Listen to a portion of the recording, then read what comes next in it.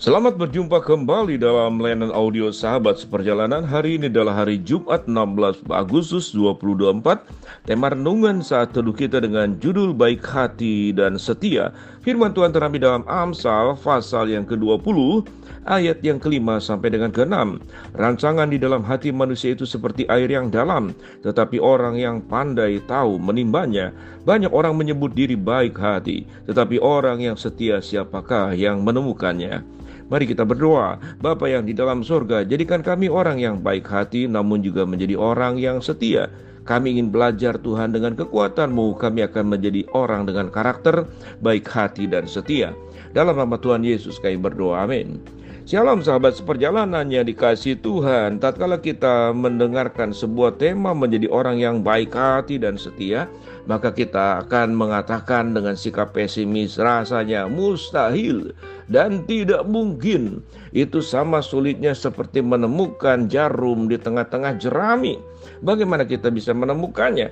Atau kita menemukan satu bentuk batu kerikil dengan kondisi tertentu di atas batu kerikil yang ribuan dan puluhan ribu. Bagaimana kita menemukannya?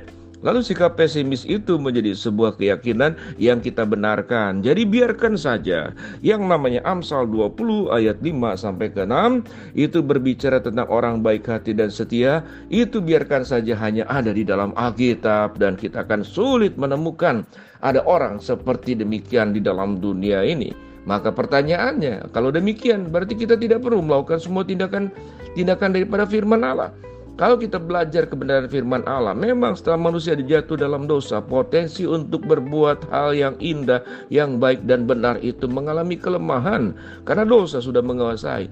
Tetapi tatkala Tuhan menjanjikan pertolongan dan kekuatan yang akan menopang kita menjadi pribadi-pribadi yang bisa menjadi orang yang baik hati sekaligus setia, maka itu sesuatu yang bukan mustahil. Kalau Yesus bisa melakukan mujizat, bagaimana orang yang timpang itu lumpuh dan bisa berjalan, yang buta itu bisa melihat, lalu kemudian bahkan yang mati itu bisa dihidupkan kembali dan dibangkitkan. Tuhan pun sanggup merubah karakter kita yang timpang, yang buta, yang tuli. Timpang hati kita, buta pikiran kita, tuli pendengaran kita terhadap kebenaran. Tetapi setelah Kristus di dalam kuat kuasa Roh Kudusnya menjamah kita, menembus kita, mengampuni kita, membersihkan seluruh kita dengan hisop, seluruh dosa kita dibuang dari timur ke barat sampai ke tubir-tubir laut. Dan kita punya kerendah hatian, membuka diri selebar-lebarnya, dipengaruhi oleh Tuhan dan firman-Nya, dan kita punya ketaatan. Tugas kita bukan kita punya kekuatan.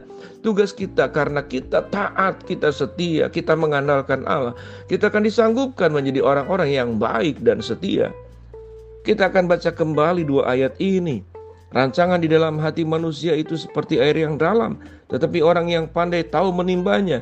Banyak orang yang menyebut diri baik hati, tetapi siapa yang setia dan siapa yang menemukannya? Ayat 7 dikatakan orang benar yang bersih kelakuannya. Mari kita bicara tentang baik hati dan setia. Kita tahu dengan jelas ada orang yang baik hati luar biasa kepada yang bersangkutan. Jadi orang itu menerima kebaikan dan orang yang bersangkutan juga itu berbuat baik. Tetapi kebaikan itu seringkali terhenti karena dihianati. Kebaikan itu terhenti karena memang kebaikan kita bersyarat. Kebaikan kita terhenti, ternyata kebaikan yang kita lakukan itu unsurnya bisnis, unsurnya timbal balik.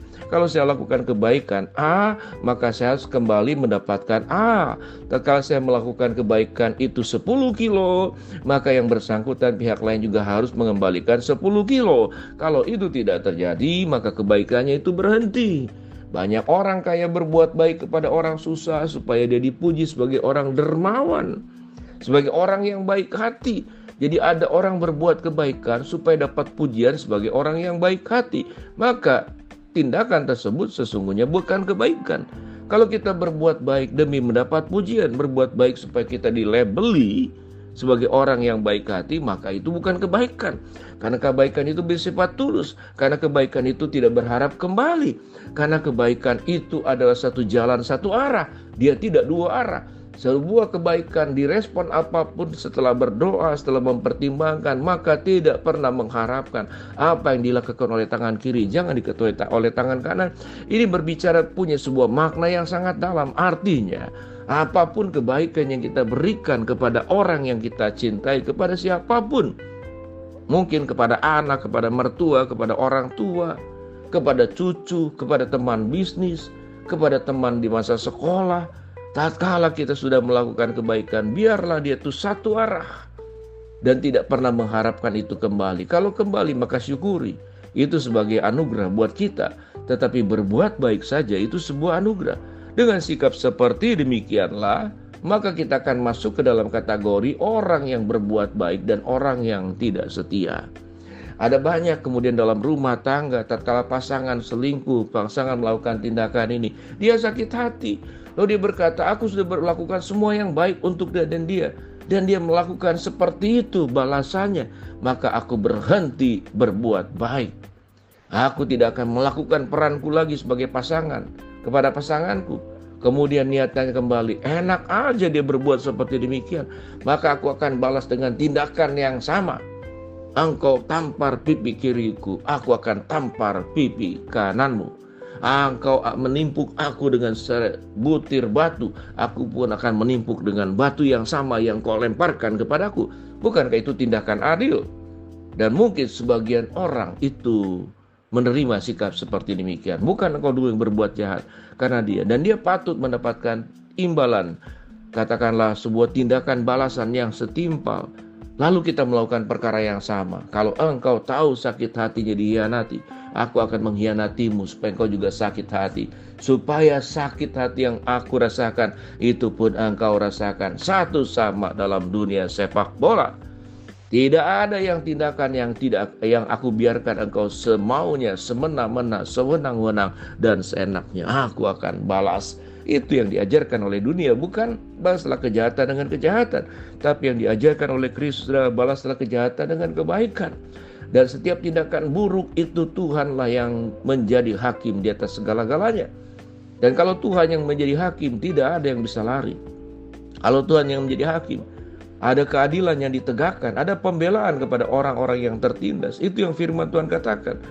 Bila kita berdoa dan Tuhan bisa melakukan tindakan apapun melebihi kehebatan tangan kita, biarlah kita menjadi orang-orang yang baik tanpa kemudian berharap kembali, dan menjadi orang-orang baik yang jurusan jalur baik itu adalah satu arah. Kalau sudah jalan pergi, tidak ada yang namanya kebaikan itu pulang kembali. Kebaikan itu akan terus meluncur lurus seperti panah, meluncur lurus seperti sebuah perjalanan kebaikan sampai kepada hidup yang kekal. Dan Tuhan akan menghitung, hai hambaku yang baik dan setia, masuklah ke dalam kebahagiaan Tuhanmu. Mari kita berjuang menjadi orang-orang yang baik dan setia. Karena apa yang kita lakukan, kebaikan dan kesetiaan kita, sesungguhnya bukanlah untuk orang tersebut, tetapi itu adalah perintah Tuhan yang kita laksanakan demi menjalankan kebenaran firman Allah yang Tuhan perintahkan. Jadilah orang yang baik dan jadilah orang yang setia, dan Tuhan dimuliakan lewat hidup kita. Susah memang sangat susah, sulit memang sangat sulit, tapi dengan kekuatan Tuhan kita disanggupkan untuk bisa menjalani sebagai pribadi yang baik dan setia. Mari kita berdoa. Bapa dalam surga, terima kasih buat kebenaran firman Allah yang kami pelajari. Hamba mau berdoa buat sahabat seperjalanan yang sakit, Tuhan jamah sembuhkan. Sahabat seperjalanan yang sedang menghadapi masalah, Tuhan bukakan jalan. Sahabat seperjalanan yang sedang berdoa mengharapkan sesuatu, Tuhan kabulkan dengan cara dan waktunya Tuhan. Di dalam nama Tuhan Yesus kami berdoa, amin. Shalom, Tuhan memberkati kita semua.